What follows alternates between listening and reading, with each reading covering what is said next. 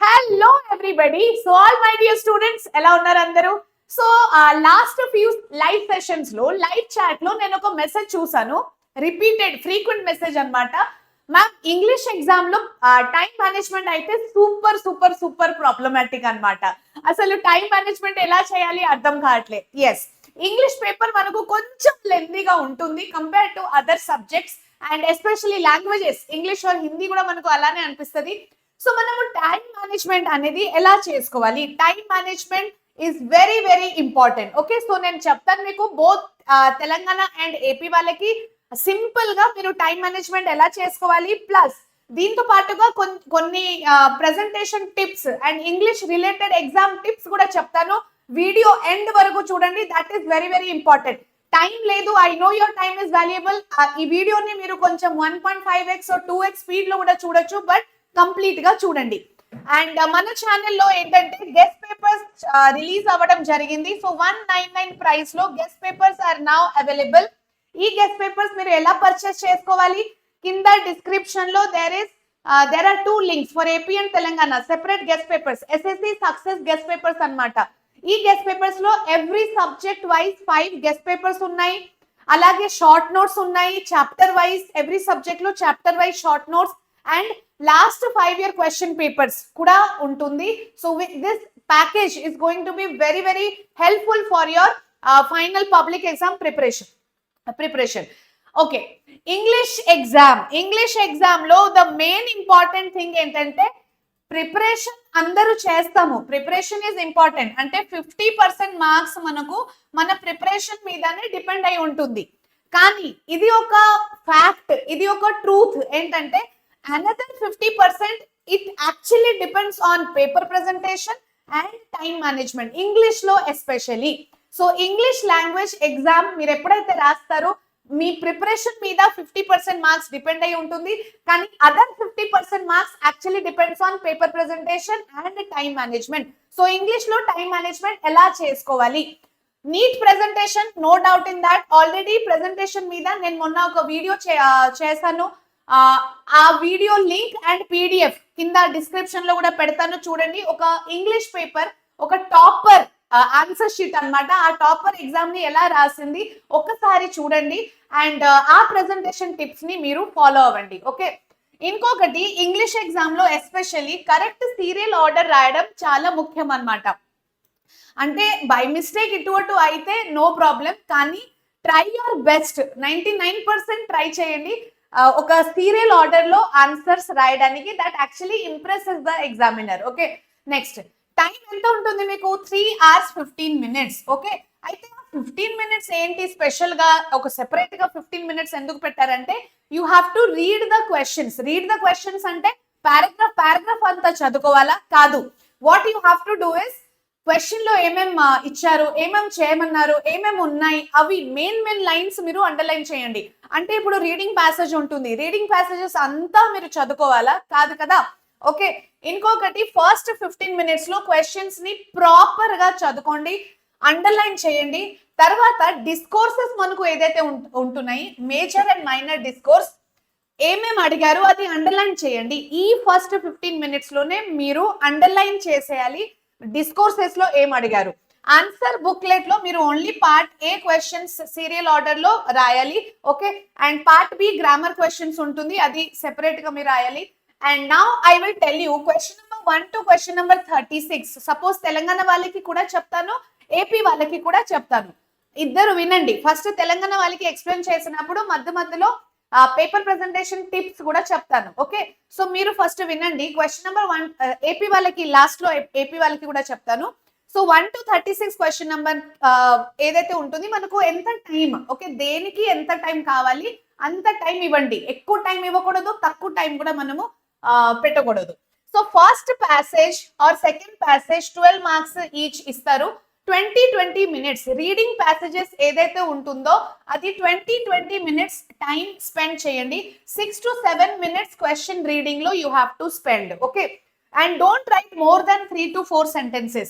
Reading passages రాసినప్పుడు దాంట్లో 3 to 4 sentences కి ఎక్కువ మీరు రాయకూడదు. రీడింగ్ ప్యాసేజెస్ లో ఎక్కువ రాస్తే ఏమైనా మోర్ మార్క్స్ ఇస్తారా? అట్లా ఏమీ లేదు, మోర్ మార్క్స్ రాదు. ఇన్ఫాక్ట్ మోర్ ఎర్రర్స్ కనపడతాయి, మోర్ టైం కన్సంప్షన్ అవుతాయి. So that is not at all recommended. Okay, తర్వాత టెన్స్ ఆఫ్ ద క్వశ్చన్. ఇప్పుడు మీరు కాంప్రిహెన్షన్ ఆర్ ప్యాసేజ్ ఎప్పుడైతే రాస్తారో టెన్స్ ఆఫ్ ద క్వశ్చన్ మీద కొంచెం ఫోకస్ చేయండి.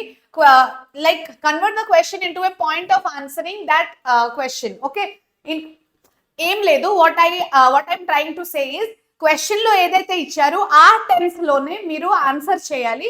అండ్ రీడింగ్ ప్యాసేజెస్ ని ఒక 2 times చదువుకోవాలి. ఇది కూడా చాలా ఇంపార్టెంట్. 2 times ఎందుకు?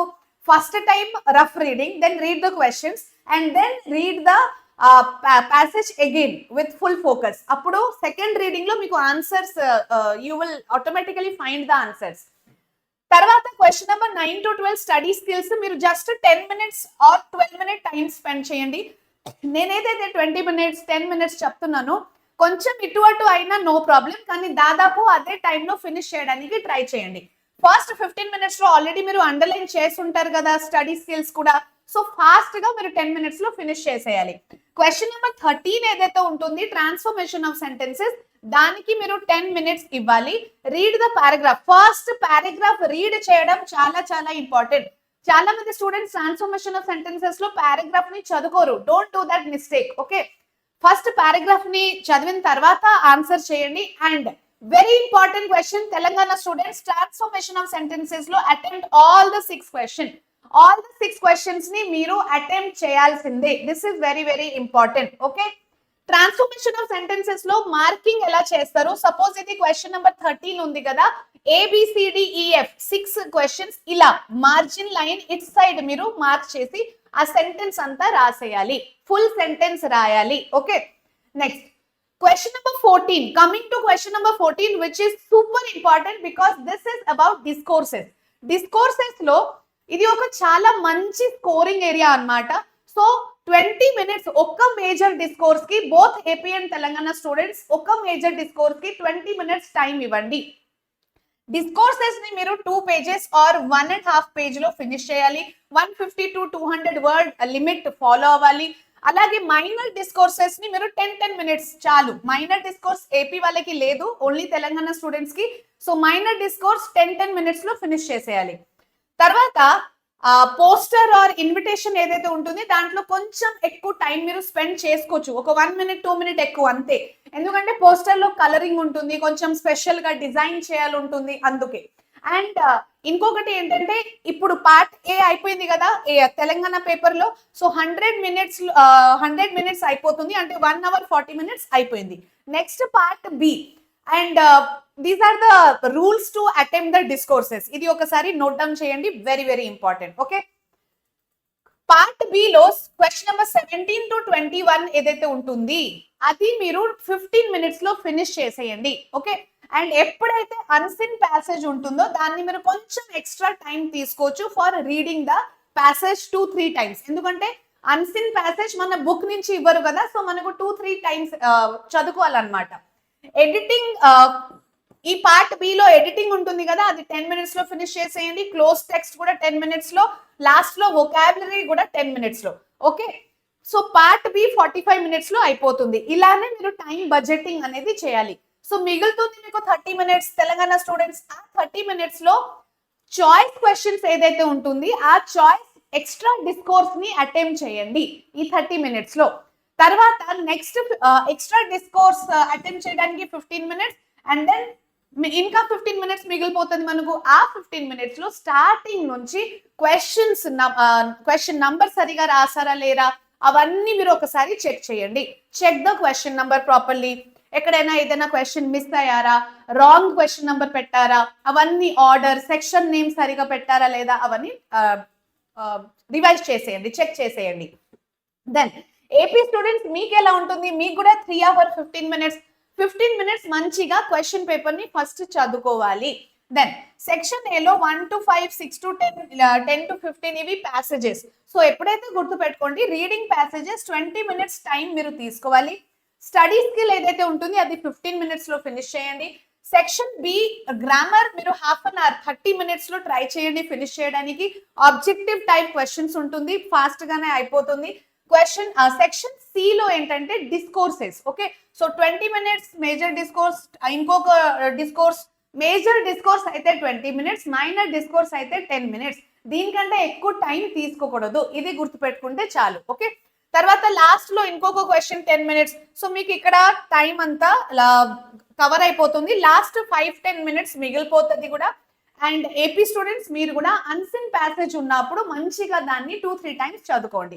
అండ్ లాస్ట్ లో లైక్ 15 మినిట్స్ ఏదైతే మిగులుతుంది దాంట్లో మంచిగా revision, question number, lines draw చేయడం. ఓకే, ప్రతి ఆన్సర్ తర్వాత డబల్ లైన్ పెన్సిల్ తో డ్రా చేయండి, సెక్షన్ తర్వాత డబల్ లైన్ పెన్సిల్ తో డ్రా చేయండి. ఇవన్నీ ప్రెజెంటేషన్ స్కిల్స్ మీరు జాగ్రత్తగా ఫాలో అవ్వాలి, ఇవి చాలా చాలా ఇంపార్టెంట్ అన్నమాట. Okay, so this is how you can manage your time in English paper.